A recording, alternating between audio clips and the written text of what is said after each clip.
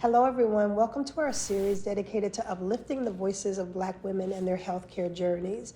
While we all face healthcare challenges, Black women have some issues that are unique to them. But this series isn't just about highlighting challenges. We'll also talk about our stories, our solutions, and how we can support each other.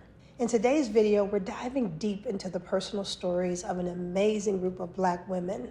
Their experiences shed light on why it's crucial to listen to Black women's stories beyond just the statistics. As you watch, I encourage you to truly absorb their words and to reflect on them. And there's more. At the end of the video, I'll pose thought-provoking questions that I really want you to consider. In terms of Black women in health, our goal is to provoke thought as well as action. And we want to provide tools and resources that help as many people as possible. I would love for you to join the conversation in our Facebook group. The link is in the comments below. And now let's get started and hear from these incredible women.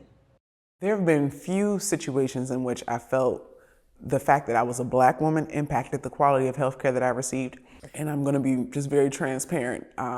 During my first marriage, I experienced a mental health crisis. It was very, very challenging. And so in an effort to own my choices and own my life, I decided to seek help and go through. So I was seeing a psychologist, a therapist, and then seeing a psychiatrist for medical support.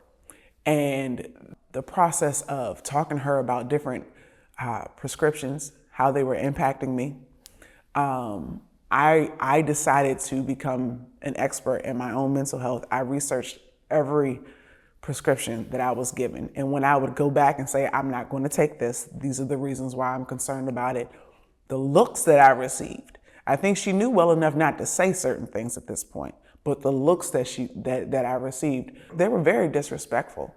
And I told her, I can read, I can comprehend. The fact that I'm here receiving services from you has nothing to do with my intelligence. If anything, it should show you that I'm serious about the course of my life. And so thankfully, the therapist was really great. But that was a situation where I felt like I had to advocate for myself almost every appointment and just help her to understand you were here to support me in my journey. I'm not here to just take directions from you.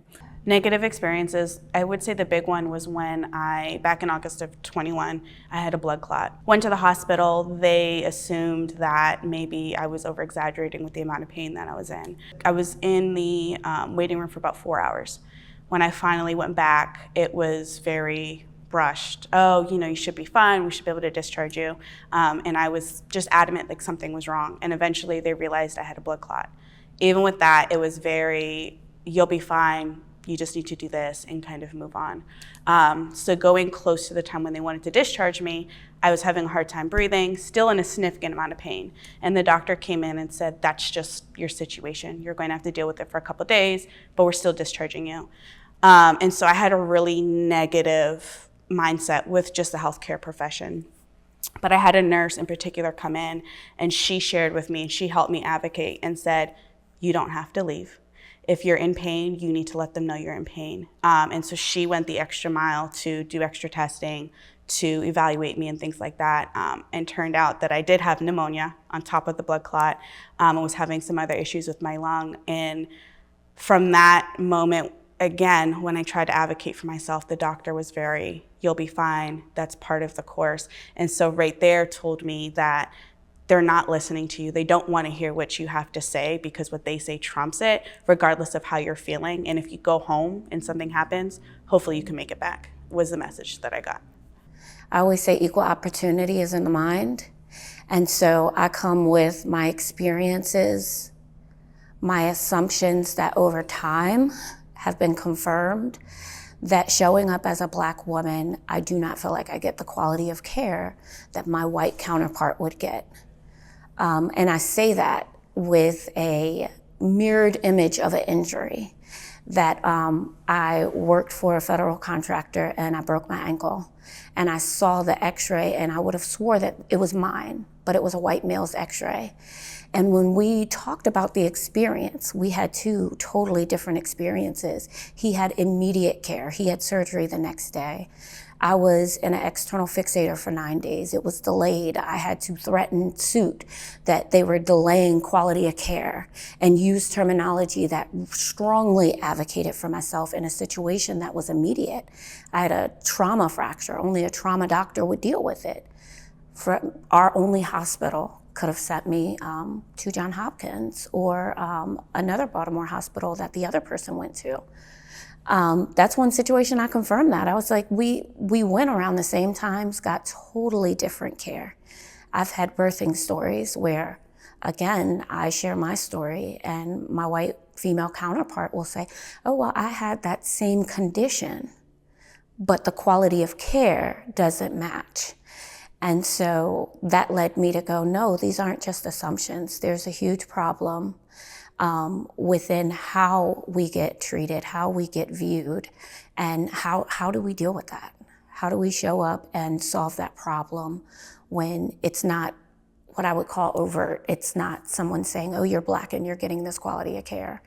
The subtleties of it is loud when it's felt, but it's so subtle that I feel like we tend to hear the benefit of the doubt given to the other person, which does away with it.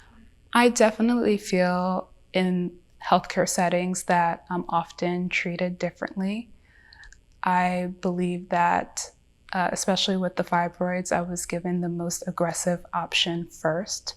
And I also see it on the other side as well, just working in healthcare among my peers, and see that oftentimes, because when I was working in the hospital setting, I was working in post-anesthesia care in the recovery room, and just seeing people in pain and then hearing my peers pass judgments like, oh, they're only here for drugs.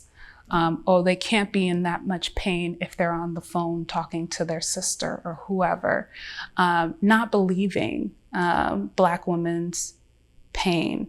And I've seen that, and I know that it's out there. The research, backs it up that Black women are not heard in the healthcare.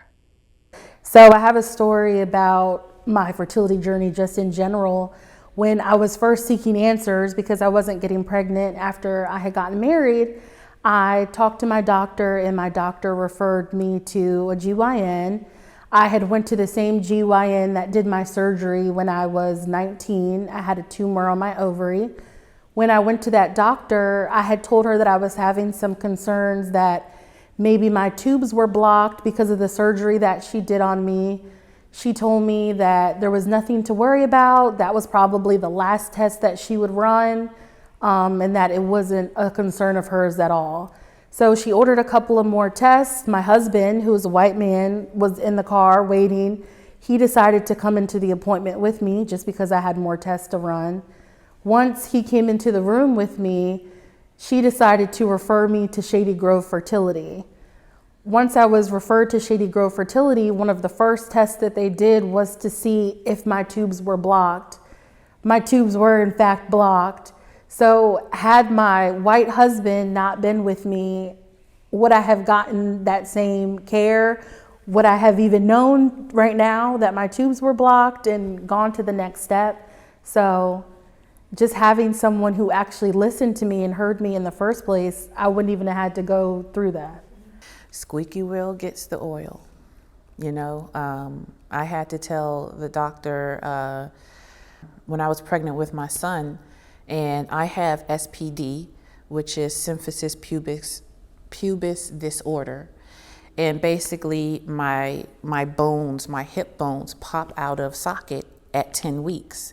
And then the bigger the baby gets, the more it happens.